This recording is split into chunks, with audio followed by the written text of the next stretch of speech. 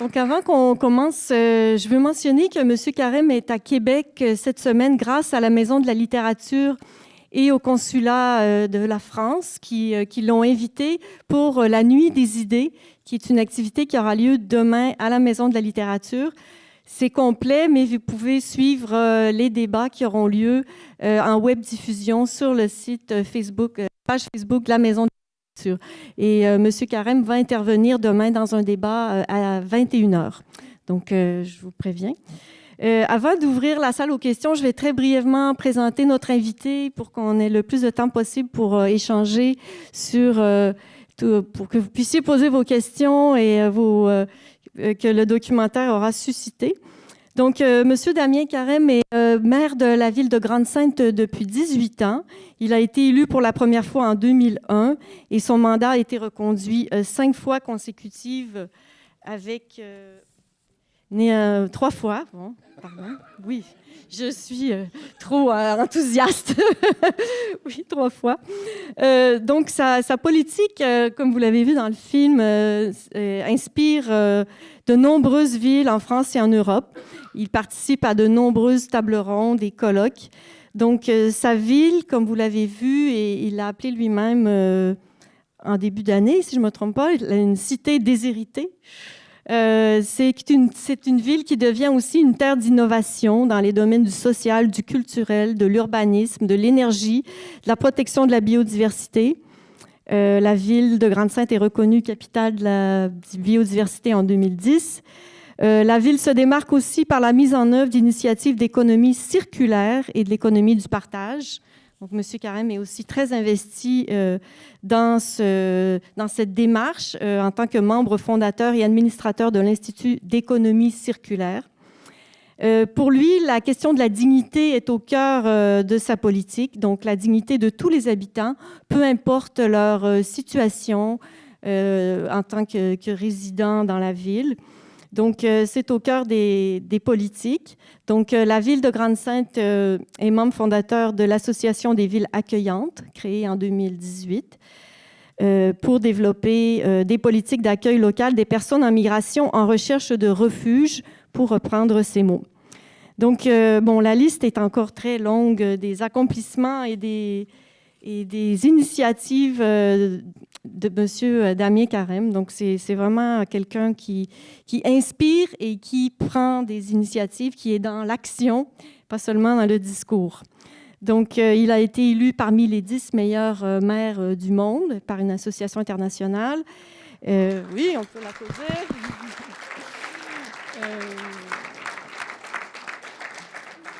Et donc, sans plus tarder, je lui passe la parole, s'il veut vous dire quelques mots, et puis on ouvrira le plancher pour les questions. Et voilà. Bonne soirée. Bonsoir. Merci de votre accueil ici, d'être venus aussi nombreux ce soir. Vous m'avez beaucoup entendu dans le documentaire de Béatrice, donc je vais pas en rajouter. Je suis là pour répondre à vos questions que peut-être vous avez envie de poser après avoir visionné ce documentaire. Je vais juste replacer le contexte. Béatrice, en fait, produisait des documentaires de son mari. Je ne sais pas si vous avez eu l'occasion d'en voir. Il a produit quelques documentaires sur l'environnement, notamment un documentaire qui s'appelait « Nos enfants nous accuseront ». Il a plus de 11 ans maintenant. C'était sur l'alimentation bio et les cantines bio en France. Et c'est moi, d'ailleurs, en ayant vu ce documentaire, que j'ai décidé de passer toutes les cantines de la ville en 100% bio. Donc les enfants, depuis 2011 maintenant sur la ville, ont des repas 100% bio, et les personnes âgées aussi à qui on porte des repas sont nourries de cette manière-là, parce que j'avais été marqué par ce documentaire. Et elle a fait d'autres documentaires après. Elle est allée retrouver Severn Suzuki, que vous connaissez bien ici au Canada, puisque c'était cette petite jeune fille à l'époque en 92 au Sommet de la Terre à Rio, qui avait interpellé les chefs d'État pour l'avenir sur notre planète. Et elle a fait un documentaire, enfin ils ont fait un documentaire sur elle 30 ans après. Et puis, elle a refait un autre documentaire dernièrement sur Fukushima, après le drame de Fukushima, dans lequel il y a un passage extrêmement fort avec le Premier ministre japonais qui témoignait de maintenant son action contre le nucléaire, tellement ils avaient pris des risques inconsidérés en faisant les différentes centrales qu'il y a au Japon. Voilà, et puis elle était venue présenter ce documentaire dans le cinéma de ma commune, comme ici. Et puis, à la fin du documentaire, dans un jeu de questions-réponses, elle s'est dit, mais ils sont bizarres, les habitants ici. Ils savent beaucoup de choses, ils sont impliqués, ils réagissent différemment que dans les autres salles. Et elle a voulu en savoir plus. Elle est restée quelques jours dans la ville. Elle est allée interroger plein d'habitants un peu partout. Et puis, elle a demandé à me voir. Et puis, elle m'a dit... j'ai envie de faire un documentaire sur Grande-Synthe parce que voilà, il y a des choses qui se passent qui sont différentes d'ailleurs, et pour l'instant j'en sais pas plus, mais je vais fouiller. Puis elle est revenue un mois et elle a monté le documentaire et c'est parti. Elle m'a demandé plusieurs fois de m'interviewer, on le voit dans le reportage, dans différentes situations. Je savais pas ce qu'elle allait faire parce que je connaissais pas la finalité, je connaissais pas le scénario de son documentaire. Elle, je pense d'ailleurs, elle le savait pas non plus. Elle a avancé au fur et à mesure. Elle a tourné pendant presque un an sur la ville, et c'est comme ça qu'elle a suivi notamment l'histoire du camp.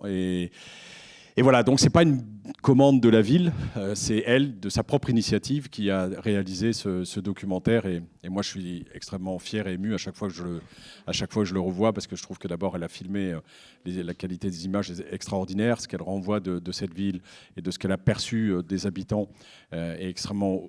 Enfin voilà, c'est très touchant, très, très beau, et je suis très fier de ce document. Voilà, je vous laisse maintenant poser les questions. Savoir ce que vous voulez savoir en plus. Il n'y a pas de tabou. Moi, j'ai l'habitude de dire les choses telles que je les pense. Moi, ce n'est pas une question que je vais vous poser, mais plus une observation que j'ai faite. J'ai remarqué que toute la jeunesse qui est là est très branchée au niveau écologie, environnement, respect, etc., tutti quanti. Et j'ai remarqué que plus les générations de jeunes ne sont pas endoctrinées par les religions, et plus ils sont écologistes. C'est une observation que j'ai faite. Je ne sais pas ce que vous en pensez. Pas endoctrinés par les religions. Je ne suis pas sûr que... Ah non, pardon. Alors c'est peut-être une expression québécoise. Je ne sais pas. Expliquez-moi. Ben, en fait, en France, il n'y a plus d'endoctrinement religieux. Ici, au Québec, on est encore dans cette ambiance où les jeunes vont des cours d'éducation et de culture religieuse, où on essaye de leur faire comprendre qu'il y a un Dieu centralisateur et que Dieu a été fait l'homme a été fait à l'image de Dieu. Et cette centralisation, comment dirais-je, de ce que j'appellerais la spiritualité qui est liée à un homme, c'est-à-dire que grosso modo, les religions disent qu'il faut passer par le religieux pour avoir accès à Dieu. Et les jeunes, en fin de compte, se rendent compte qu'on n'a pas besoin d'avoir accès à Dieu. C'est la nature. Alors j'avais bien compris, sauf que on a une autre forme d'endoctrinement, c'est l'endoctrinement de la mondialisation et de la société dans laquelle on vit. C'est pas incompatible, non, mais je pense que c'est moins effectivement le fait religieux aujourd'hui qui fait que c'est le modèle de développement dans lequel nous sommes depuis des décennies. Je ne suis pas sûr que ça soit lié à un fait religieux, c'est un fait d'économie libérale, voire ultra-libérale.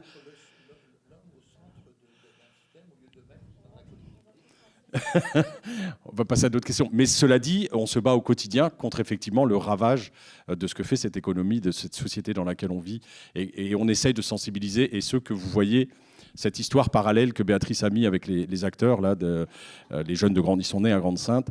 Voilà, eux s'en détachent complètement parce qu'ils veulent, on les entend à la fin du documentaire, ils veulent une autre société que celle dans laquelle nous vivons.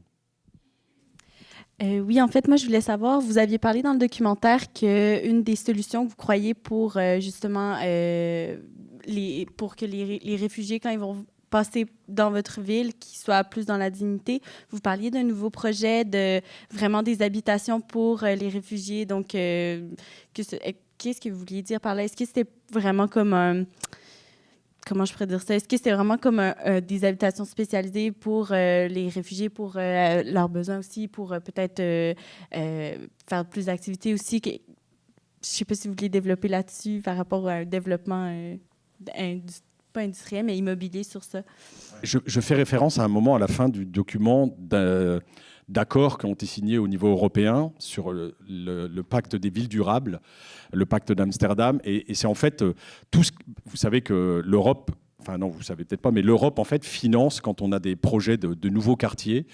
S'ils ont un label de quartier durable, c'est-à-dire qu'on a travaillé la mobilité, l'énergie, l'efficacité énergétique des bâtiments, on a des financements européens pour nous aider à mettre en œuvre ces quartiers-là. Et aujourd'hui, ces aides seront conditionnées au fait que, si on prévoit, je sais pas, 500 logements par exemple, on ait un certain pourcentage qui soit destiné à l'accueil de réfugiés et de migrants. Ça a été vrai au niveau européen, cet accord, ça date de mai 2017.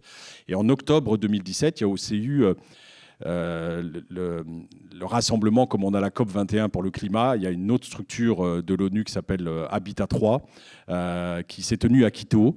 Et les 180 et quelques États qui étaient présents ont signé à peu près la même chose dans les accords de Quito. C'est-à-dire qu'au niveau international, ne seront considérés durables maintenant que les quartiers ou les villes qui auront prévu l'accueil des réfugiés et des migrants dans leur ville. Voilà, et je pense que c'est une évolution des mentalités. Dans les faits, c'est pas tout à fait ça quand même. On le voit, enfin je ne sais pas si vous avez un voisin qui quand même aujourd'hui construit un long mur, mais en Europe, on construit aussi nos murs. Donc on n'a aucune leçon à donner à Donald Trump aujourd'hui avec ce qu'on met aux frontières de l'Europe pour empêcher ces personnes de venir chez nous. Donc c'est signé par les États, c'est pas respecté. Et que voilà, mais c'est une avancée quand même dans les textes. Et aujourd'hui, il y a même des administrations en France et des formateurs, enfin des organismes de formation des administrateurs en France qui ont intégré le fait que ça va être quelque chose qu'il va falloir vraiment, voilà, là aussi intégrer dans le développement de nos communes. On verra comment ça va passer. C'est un peu compliqué encore aujourd'hui. Il faut combattre des discours, il faut combattre des fantasmes. Ce que je dis aussi à peu près à la fin du documentaire, c'est que partout en France où les choses ont été organisées, ça se passe super bien entre la population accueillante, entre les populations accueillantes et les populations accueillies. Partout où il y a des problèmes, c'est là où l'État refuse d'organiser des choses. Et chez moi, par exemple, à Calais, sur toute la côte qui amène vers l'Angleterre, en fait, où il y a des lignes de ferry qui amènent vers l'Angleterre, l'État refuse d'organiser un accueil parce qu'il a peur que ça devienne des appels d'air, que ça fasse un appel d'air, que ça devienne des lieux de fixation.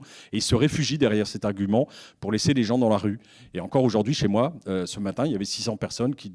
Pas à la rue, parce que j'ai ouvert un gymnase, j'ai ouvert une structure pour mettre notamment les familles où il y a des enfants à l'abri, mais j'ai pu en héberger que la moitié. Il y a encore 50%, enfin 300 personnes qui dorment dehors, alors qu'il n'y a pas la neige qu'il y a chez vous, mais il y en a eu cette nuit, par exemple, et que c'est inadmissible que l'État refuse encore, dans la patrie des droits de l'homme, comme on le dit, on est juste la patrie de la déclaration des droits de l'homme et non pas des droits de l'homme aujourd'hui. Mais il faut qu'on y travaille.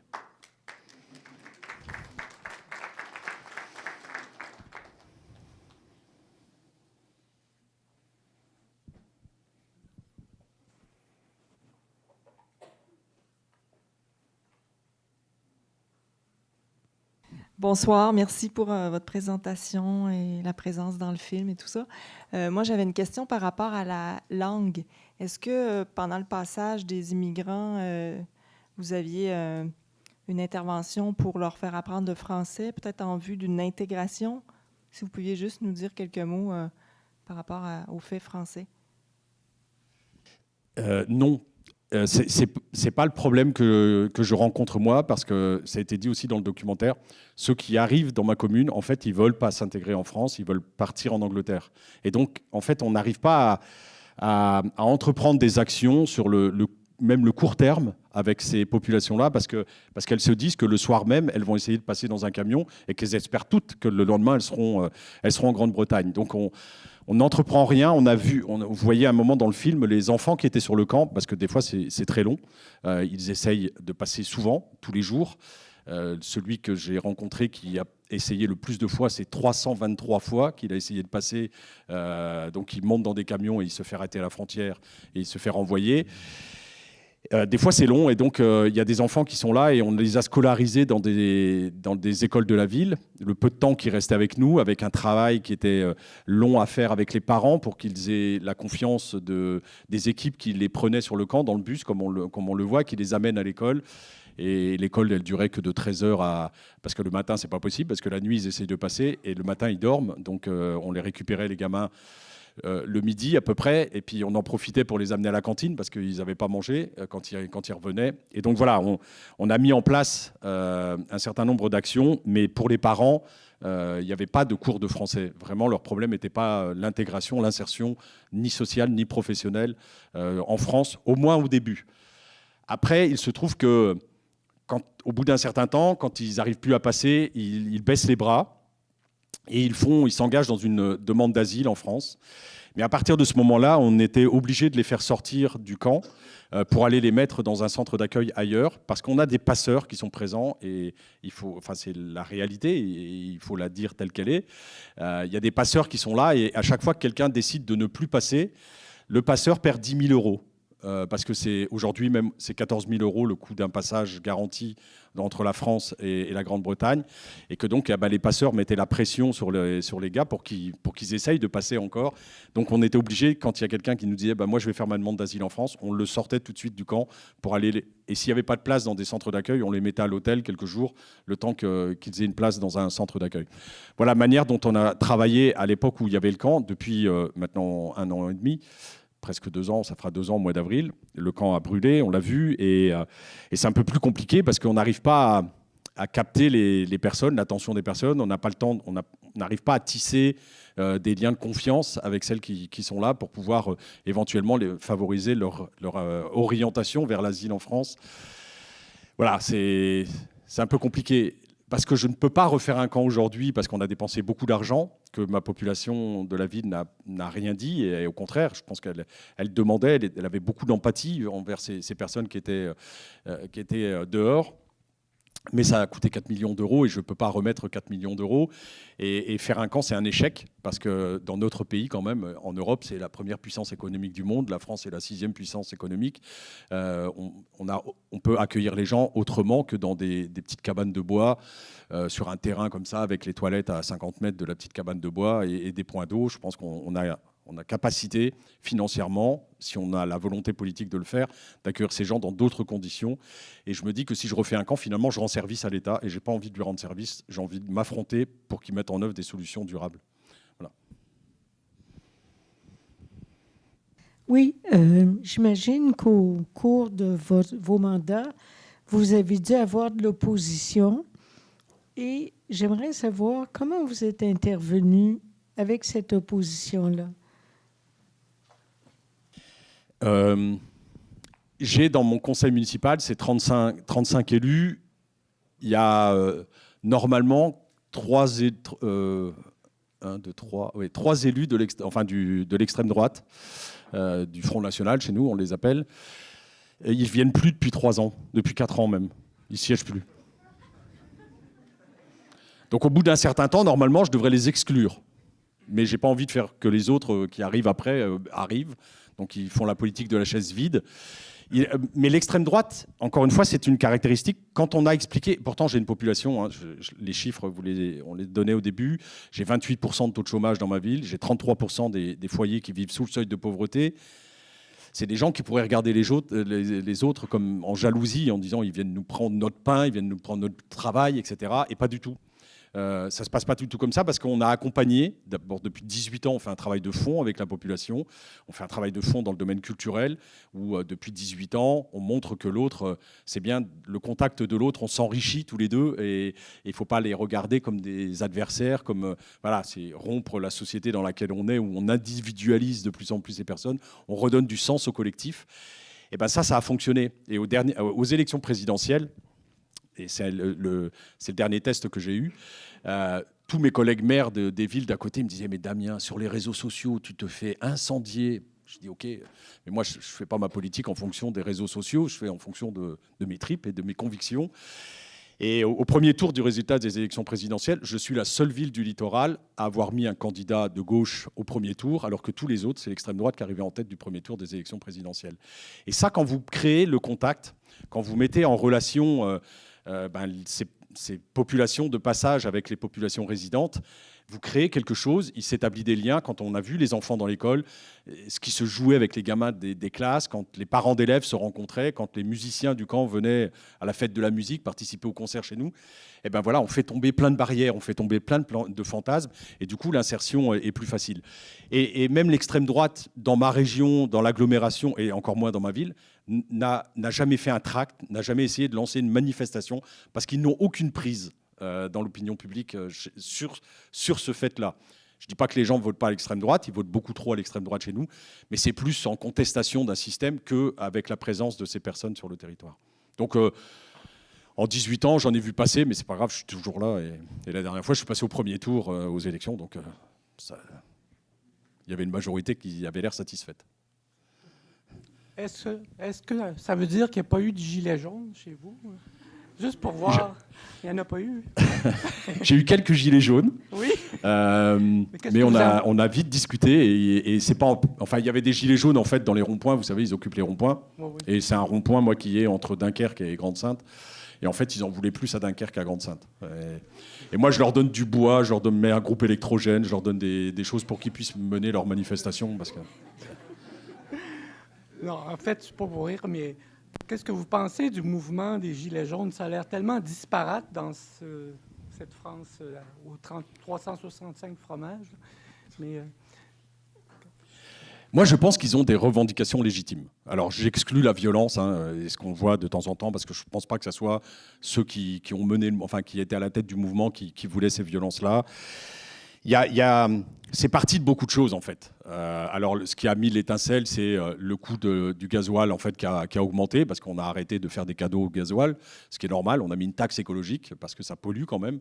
Chez nous en France, c'est 42 000 morts par an le diesel, donc il faut qu'à un moment il y ait une taxe carbone qui vienne compenser tout cela. Enfin, on compense pas les morts, mais qui viennent. Je vois pas pourquoi on fait des cadeaux fiscaux à des choses qui polluent. Bon. Mais c'est aussi de la faute de notre président de la République. Il a eu des propos dédaigneux depuis qu'il a été élu. Il en a eu 3, moi, qui m'ont choqué, notamment, mais il y en a eu plus. Ça a commencé comme ça. Une fois, il va inaugurer une école de formation de gens qui sont dans les high-tech. Et il dit cette phrase-là, « Quand vous arrivez dans une gare, vous croisez des gens qui ont réussi et des gens qui ne sont rien. » Quand un président de la République, qui est garant de la cohésion nationale, a ces propos-là, je peux vous dire que moi, les gilets jaunes que j'ai vus, ils ont été choqués et ils l'ont pris pour eux. Ils sont rien. Quand il redit plus tard, c'est facile de trouver du boulot, il n'y a qu'à traverser la rue. Quand vous avez 28% de chômeurs dans votre ville, ceux-là, ils ne disent pas non, c'est pas facile de trouver un boulot. Ils aimeraient bien trouver un boulot, ils n'en trouvent pas. Ou alors, la dernière, c'était toutes les aides sociales, ça coûte un pognon de dingue. Voilà, c'est notre président de la République. Eh ben, c'est cette exaspération-là qui a conduit, plus la taxe qui a été le déclencheur. Et aujourd'hui, quand on discute avec eux, parce que souvent ils ont essayé, les médias, à un moment, de dire voyez, les Français ne sont pas pour la taxe écologique, parce qu'ils râlent à cause de ça, mais ce n'est pas à cause de ça qu'ils râlent. Et c'est ce que j'ai dit aux Gilets jaunes. Moi, cette taxe écologique qu'on a mis sur le diesel, mais qu'on devrait mettre sur le kérosène aussi de l'avion, qu'on devrait mettre sur les transports maritimes, ça nous éviterait d'aller faire nos t-shirts en Chine en exploitant des gamins, si on mettait le vrai coût des choses derrière. Eh ben, je suis pour que ça rentre dans une caisse à part et que cet argent soit distribué pour que les gens puissent isoler leur logement, pour que les gens puissent avoir des transports publics performants, peut-être gratuits, comme on a décidé de les faire sur l'agglomération chez moi. Et ben, du coup, on rend du pouvoir. Je ne vais pas parler de pouvoir d'achat parce que je n'aime pas l'acte de consommation consumériste, mais du pouvoir de vivre, parce que c'est le plus beau symbole. Pouvoir de vivre, c'est pouvoir effectivement s'acheter certaines choses indispensables, le prix de son énergie ou des choses comme ça, mais c'est aussi le pouvoir de vivre correctement sur notre planète dans un environnement de qualité.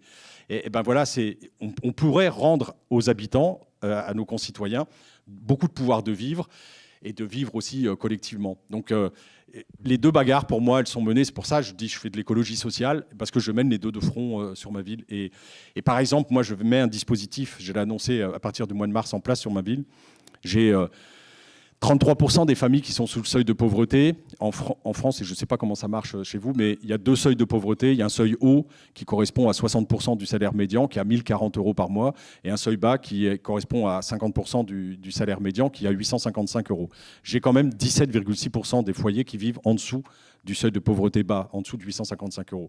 Et donc là, j'ai décidé qu'on allait donner une allocation à toutes les personnes qui sont en dessous de ce seuil de pauvreté pour les amener au-dessus de ce seuil de pauvreté bas. Et comment je le finance ? Je le finance en grande partie grâce aux économies d'énergie qu'on a fait sur la ville. Cette année, on est à 750 000 €. Voilà, cet argent, je le prends et je l'injecte sur ce dispositif social en vue. Et je fais coïncider l'écologie, parce que c'est une redistribution, en fait. Voilà, c'est du bien commun vers le bien commun, en fait. Juste une question au niveau de l'alimentation. Avez-vous pensé à la création de serres? Parce qu'il y a beaucoup d'énergie, entre autres le nucléaire qui n'est pas loin, là, pour alimenter la population. Au Québec, on n'a pas encore assez développé ça. En Ontario, c'est énorme la production en serre. Est-ce que là-bas, est-ce que vous avez pensé à cette... Ouais, moi, j'ai acheté des terres maraîchères où j'ai réimplanté des jeunes maraîchers bio sur ces terres-là. Et aujourd'hui, sur la cantine scolaire et les personnes âgées, on est en autonomie alimentaire, c'est-à-dire que j'ai plus besoin d'importer de la nourriture. Et je vise l'autonomie alimentaire des 23 000 habitants de ma commune. Pour ça, j'ai besoin de 180 hectares à peu près. J'en suis à 110. Donc voilà, je vais encore acheter des terres, créer de l'emploi, parce que là où j'avais 2 maraîchers avant sur ces 9,6 et enfin 13,6 hectares, aujourd'hui, ils sont 5. Ils sont 5 à produire. Donc voilà, on peut multiplier, on peut créer de l'emploi local, réduire les coûts pour rendre le bio accessible aux populations, puisqu'on supprime tous les intermédiaires entre deux. Et puis voilà, on y gagne sur le plan de la santé, on y gagne sur le plan social, on y gagne sur le plan environnemental et on y gagne sur le plan du pouvoir de vivre de chacun des habitants. Donc voilà, après, s'ils mettent des serres, ils peuvent mettre des serres. Et comme on récupère la chaleur de la grosse usine sidérurgique, on peut effectivement chauffer des serres sans émettre de CO2 supplémentaire. Oui. Si notre... Non, je ne me lève pas. Si monsieur n'avait pas posé sa question, tout le débat serait centré sur le problème de l'immigration. Et je remercie monsieur de vous avoir permis de nous dire les choses formidables que vous faites chez vous. Je trouve d'ailleurs que le film n'a pas assez rendu compte de toutes ces merveilleuses choses que vous développez dans votre communauté urbaine, par votre propre engagement. Malgré tout, je vais quand même vous ramener la question de l'immigration. On voit bien que le flux va continuer et encore et encore. Vous qui vivez ça au quotidien, quelle devrait être la solution au niveau des grands États qui nous gouvernent, de ces chefs d'État qui nous gouvernent? Quelle est votre vision de ce que devrait être la solution de ce problème? Sinon, les gens continueront à arriver comme ils sont en train d'arriver, en mourant en cours de route, ou bien, voilà. Qu'est-ce que vous y avez réfléchi, j'en suis certain. Quelle pourrait être la solution? Pas une solution, ça serait prétentieux de dire ça, parce que c'est compliqué, mais il y a beaucoup de choses à mener de front. D'abord, moi, la migration, ce n'est pas quelque chose de négatif, forcément. De tout temps, les peuples ont migré, et heureusement qu'en France, d'ailleurs, on a eu des migrations, parce que sinon, on serait encore en train de manger de la poule au pot. Le plat préféré des Français, c'est la pizza. Donc voilà, on s'est nourri dans nos cultures des migrations, dans chacune de nos cultures. Donc que la migration existe est une chose. Je ne connais pas, dans tous ceux que j'ai vus, j'allais pratiquement tous les jours sur le camp rencontrer des familles. J'ai bu des hectolitres de thé dans les shelters à discuter avec ces gens pour apprendre à les connaître leur histoire, savoir qui ils étaient, pourquoi ils étaient partis. Eh ben, il n'y en a pas un qui était là par son propre plaisir. Ils ont dû fuir leur pays, pour plein de raisons qu'il ne m'appartient pas de juger. Il y en a qui fuyaient les talibans, le terrorisme, il y en a qui fuyaient leur État parce qu'ils avaient des menaces, soit pour leur orientation sexuelle, soit pour le fait qu'ils étaient opposants au pouvoir du pays, soit ils partaient pour des raisons économiques. Mais moi, je ne sais pas si j'étais dans leur même situation, si je ne fuirais pas mon pays, si je n'irais pas chercher dans un autre pays un boulot pour pouvoir nourrir ma famille. Donc, voilà. Et tous ne pensent qu'à une chose, c'est de repartir chez eux. Tous. D'ailleurs, j'en connais un qui était un Irakien, qui était parti à l'époque de Saddam Hussein en Grande-Bretagne. Il avait travaillé pendant quelques années dans un restaurant, il avait appris l'anglais. Et puis quand Saddam Hussein est tombé, eh ben, il est reparti chez lui parce qu'il allait rejoindre sa famille, il allait rejoindre son environnement, sa culture, son climat, ses amis, enfin tout. Et puis les talibans sont arrivés, il a dû repartir et il a été bloqué sur le camp de Grande-Sainte parce qu'on ne lui permettait plus de partir en Angleterre. Et je pense que si jamais les talibans partaient de son pays et si en Irak on retrouvait un semblant d'équilibre, il retournerait chez lui. Qu'est-ce qu'on peut faire pour empêcher ça? D'abord qu'on arrête de jouer avec ces dictateurs. Et notamment les pays européens et notre modèle de développement, justement. On est allé foutre la pagaille quand même en Irak à un moment donné pour accéder à un pétrole parce qu'on avait besoin de leur pétrole. Voilà, et ce qu'on a fait avec la Libye précédemment, la France, hein, je parle simplement. Voilà, on a joué ce qui se passe en Afrique, je ne le décris même pas, pour avoir l'uranium, pour avoir un certain nombre de choses. On a joué à déstabiliser beaucoup de régions du monde pour accéder à leurs ressources, et notamment les ressources africaines. Et on a joué avec des pouvoirs qui sont des pouvoirs dictatoriaux dans beaucoup de ces pays-là. Et déjà, si on arrêtait de se mêler de ça et que les gens eux-mêmes étaient en charge de leur propre destin, peut-être qu'on n'en serait pas dans la situation qu'on est là. Puis ensuite, pour aider ces migrations, parce que moi, ce qui me fait mal, c'est les 15 000 morts dans la Méditerranée depuis 10 ans à peu près, parce que des gens ils en sont même à prendre des risques inconsidérés pour arriver à retrouver un peu de calme, de sérénité dans leur vie en essayant de trouver une solution dans un autre pays. Là, il y a des couloirs humanitaires qu'on doit mettre aux sorties de ces pays qui sont derrière. Mais il faut faire attention aussi, enfin, on parle de flux, enfin chez nous, de flux migratoires, de tsunami migratoire. Ça, c'est une rhétorique de l'extrême droite. Parce qu'en fait, qu'est-ce que ça représente au plus fort en Europe, les migrations qu'on a eues en 2015, notamment avec le conflit syrien, c'est l'équivalent de 0,4% de la population européenne. Je veux dire, on n'en est pas à la théorie du remplacement, comme certains sont en train de jouer avec ces peurs chez nous en France. Donc c'est peu finalement. Et qu'on a, ce que je disais tout à l'heure, les moyens de les accueillir différemment, même temporairement, même si ça dure quelques années, le temps que le pays retrouve un peu de sérénité, de stabilité politique. Et voilà, moi, il y a un minimum de choses à entreprendre dans un premier temps. Pas non plus vouloir orienter les gens, comme ça s'est fait chez nous. On a un règlement qui s'appelle de Dublin, que les pays ont élaboré entre eux de l'Union européenne. Ils ont pris des quotas. Chez vous, il y aura autant de milliers en fonction de la population. Chez vous, autant de milliers. Mais ce n'est pas comme ça que ça marche. Parce qu'il y a des regroupements. Et on sait qu'historiquement, les Syriens allaient en Allemagne ou en Suède. Et je ne vois pas pourquoi on leur dirait, non, ce coup-ci, vous allez en Espagne, vous allez en France ou vous allez en Italie. Ce n'est pas là qu'ils vont retrouver leur famille, des communautés, en fait, parce que c'est déjà difficile de partir chez soi. Il faut qu'on ait un moment où on puisse retrouver des gens d'une communauté pour pouvoir se sentir bien psychologiquement, parce qu'ils sont tous aussi marqués psychologiquement. Donc, il faut qu'on arrête avec ces politiques-là de quotas, d'accompagnement, qu'on décide dans des bureaux et qu'on applique bêtement, en fait, à des êtres humains. C'est plus possible de le faire. Donc, il n'y a pas une solution. Elle est compliquée à mettre en œuvre, mais il y a plein de petites choses. On n'arrêtera pas l'immigration. Et ce n'est pas en rajoutant des frontières, des barbelés, des murs qu'on va le faire. Voilà, il faut qu'on les prenne, qu'on les accueille et qu'on mette des moyens dans l'accueil. On met beaucoup d'argent dans des choses inutiles et je pense qu'il faudrait qu'on réoriente nos dépenses publiques, que ce soit dans les pays de la communauté européenne et dans l'Union européenne. Il y avait aussi le monsieur. Bonjour. C'est un peu changement de sujet, là, mais concernant, on sent que tout au long du film, dans le fond, comme les grosses industries qui sont une partie prenante là, des employeurs de la ville, dans le fond, ça flotte un peu dans l'ombre de votre développement qui est en parallèle. Je me demandais comment vous voyez le futur là, de Grand-Sainte avec justement ces entreprises-là qui continuent à employer une grande partie de la population, puis qui continuent à aller à l'encontre un peu de votre vision écologique puis sociale. Là. C'est vrai que c'est compliqué. Mais on essaye, enfin moi j'essaye de convaincre le monde économique de changer aussi. J'essaye par la persuasion, mais il y a aussi des règlements, et notamment les taxes carbone qui ont été appliquées, qui fait que par exemple, le plus gros employeur que j'ai sur ma ville, c'est ArcelorMittal, qui fait de l'acier. Et jusqu'à maintenant, il possédait des droits à polluer. Vous savez qu'il y a un marché du carbone. Hein.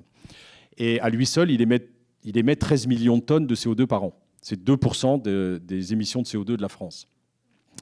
Il fait 7 millions de tonnes d'acier. Quand vous faites une tonne d'acier, vous émettez 2 tonnes de CO2 en fonction du process industriel que vous utilisez. Et cette année, il n'a plus le droit à polluer en 2019. Donc il va devoir acheter des des taxes carbone. En fait, il va devoir payer. Et ça va lui coûter cette année 75 millions d'euros. Ce qui équivaut pour lui au remplacement d'un haut fourneau qu'il fait, enfin, gros investissement qu'il fait sur les hauts fourneaux une fois tous les 10 ans. Donc il va devoir acheter maintenant tous les ans, pratiquement, l'équivalent de ce qu'il faisait une fois tous les 10 ans. Et bien là, du coup, le groupe, puisque je l'ai rencontré il y a 3 semaines, a décidé de faire des gros investissements sur l'usine pour diviser par 2 ces émissions de CO2. Donc il va être à 6 millions de tonnes, ça reste beaucoup, mais ça reste 50% de moins, et c'est énorme. On aura toujours besoin d'acier. Donc il faudra qu'après on aille plus loin et qu'on change le process industriel, mais au moins cette activité-là va perdurer, et les investissements qu'il fait vont perdurer. Donc, par contre, ma ville, quand elle s'est construite, quand on voit le début du documentaire, il y avait presque 12 000 salariés à Usinor, aujourd'hui ils sont 2600. Donc on produit beaucoup plus avec moins de main-d'œuvre, hein, c'est le propre de l'industrie. Et moi, je plaide pour une réorientation du modèle de développement économique de notre agglomération. J'ai été en discussion avec un de vos voisins, le maire de Shawinigan, qui est venu sur Dunkerque, qui a vécu à peu près la même chose, puisqu'il y a trois entreprises, je crois, de papeterie, de transformation du bois, qui ont fermé, et c'était un désastre économique. Moi, je ne veux pas que ça nous arrive chez nous. Je veux qu'on anticipe, parce qu'on a quand même de l'argent qui nous arrive de ces entreprises-là, et qu'on consacre cet argent à un autre modèle de développement de notre agglomération, pendant qu'elles sont encore là, parce que j'ai peur que ce soit un sinistre social et économique le jour où elle décidera de fermer. Et ce n'est pas le directeur de l'usine de Dunkerque qui va décider, c'est la Bourse de Londres qui décidera si on ferme ou pas cette entreprise. Donc moi, je continue à travailler avec eux pour les persuader d'être plus vertueux sur le plan environnemental. C'est des fois le lieu de décision, il nous échappe complètement, les décisions se prennent ailleurs, mais voilà, et il y a des lois qui peuvent obliger à transformer ce modèle-là. Et par contre, tous les secteurs des petites et moyennes entreprises qui gravitent autour, elles font l'effort. Alors il faut les accompagner, parce que ces chefs d'entreprise-là, ils ont le nez dans le guidon, et qu'ils ont envie de faire, mais ils ne savent pas très bien comment, ils n'ont pas le temps de regarder comment faire. Donc là, on est en train sur l'agglomération, en fait, puisque c'est une dimension agglomération, le développement économique, on les accompagne dans leur changement de process de production, du quotidien, où on les réoriente, on les fait travailler ensemble pour éviter, on a ce qu'on fait de l'écologie industrielle, c'est-à-dire que les déchets des uns peuvent devenir une matière première des autres, et on a des cycles comme ça vertueux qui se mettent en place sur l'agglomération, qui réduisent quand même les émissions de polluants sur l'agglomération. Monsieur. Oui, mais je vais te donner là parce que ça fait vraiment très longtemps. Bonjour, merci.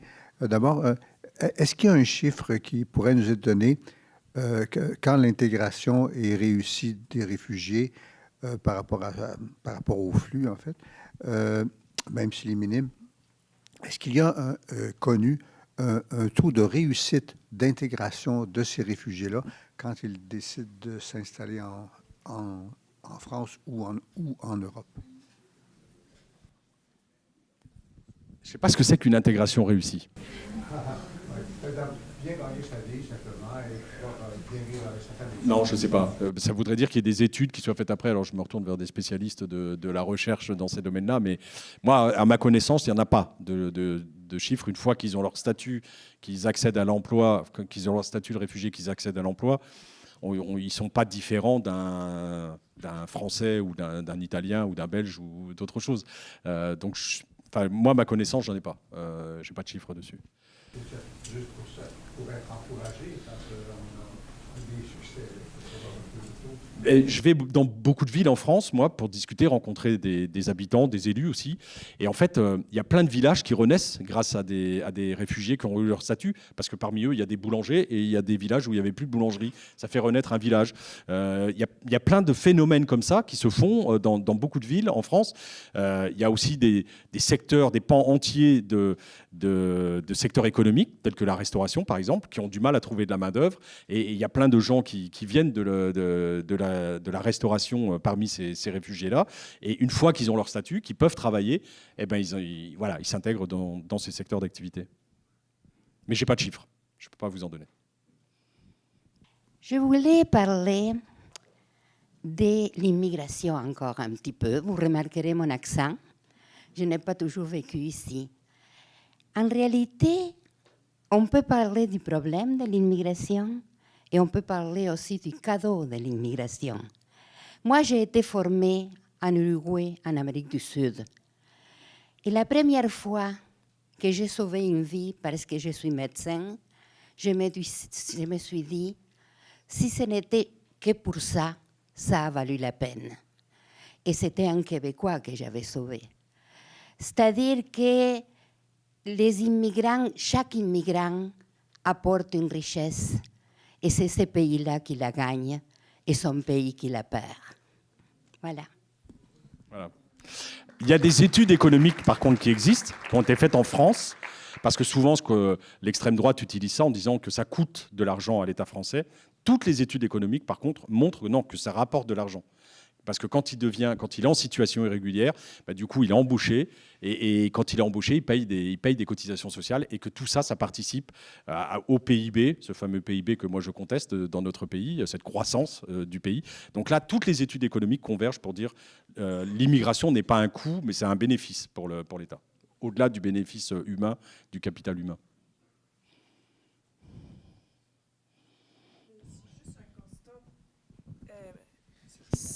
OK. C'est juste un constat. D'après le documentaire puis la situation suite au feu, là, en ce moment, au moment qu'on se parle, là, vous n'êtes pas en imploration, mais vous êtes vraiment en état d'urgence, dans le sens que là, vous n'avez pas de fonds ni du gouvernement. Y a-t-il le maire, votre vis-à-vis, en Angleterre, qui doit crier, lui aussi? Y a-t-il comme un partage d'expérience ou bien une demande commune qui peut être faite via l'Angleterre parce que là, vous êtes vraiment... Là, les gens sont dans le boisé, sont dans la rue. On revient en arrière, là, je veux dire. Puis vous avez les manches relevées au moment qu'on se parle. Là, voyez-vous une solution à court terme là, pour vous sortir de ce marasme-là de gens qui sont encore dans le besoin, mais qu'on a l'impression, justement, après le feu, puis ce que vous aviez mis comme cycle pour les infrastructures, puis tout ça, puis je ne sais pas trop comment... Je parle à quelqu'un, je parle pas à un désespéré, là, mais avez-vous une solution à court terme, là, sauf que vous demandez au gouvernement d'avoir des fonds ou bien d'avoir une certaine structure ou bien un dialogue, justement, avec le vis-à-vis anglais? Ah, les Anglais, ils payent la France, ils payent 50 millions par an à la France pour que la France garde sa frontière à Calais.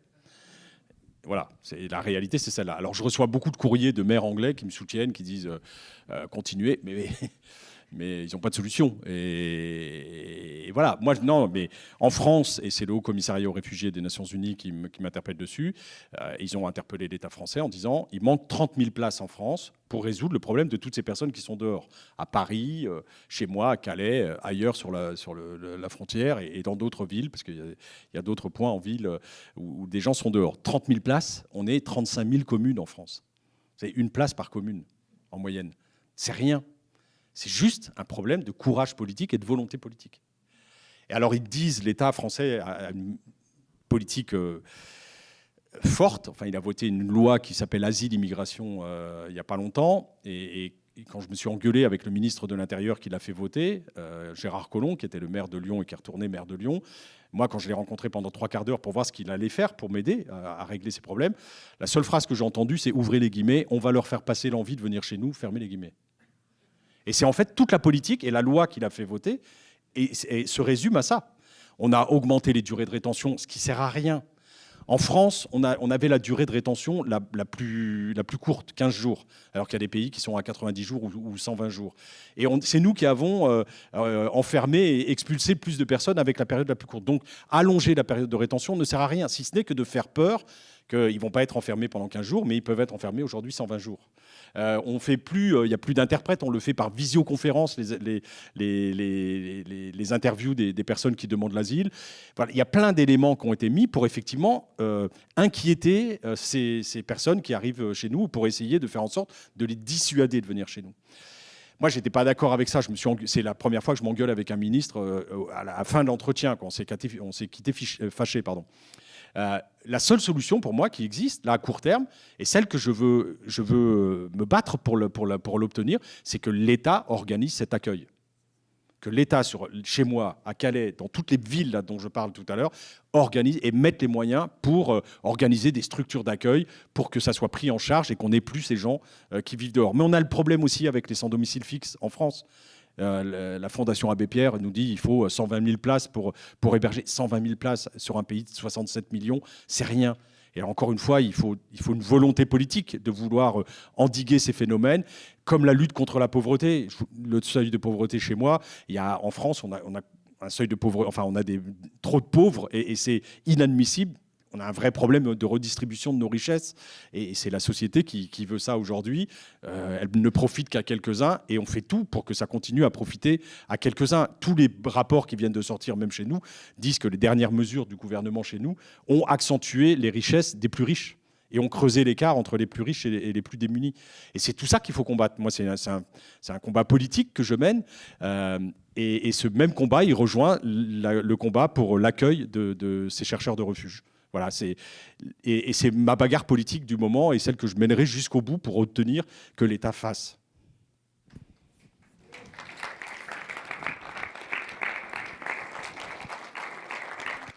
Donc, malheureusement, c'est tout le temps qu'on a. Là, on doit libérer la salle pour 21h30.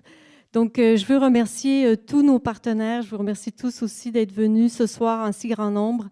Donc, merci à la Maison de la littérature, le consulat, la bibliothèque, l'université, le CLAP. Et surtout, bien sûr, merci à notre invité pour sa générosité, son temps, sa disponibilité et aussi merci de nous inspirer et de porter ce message humaniste qui est extrêmement important aujourd'hui avec tout ce qu'on entend et toute la désinformation qui existe autour de la question migratoire.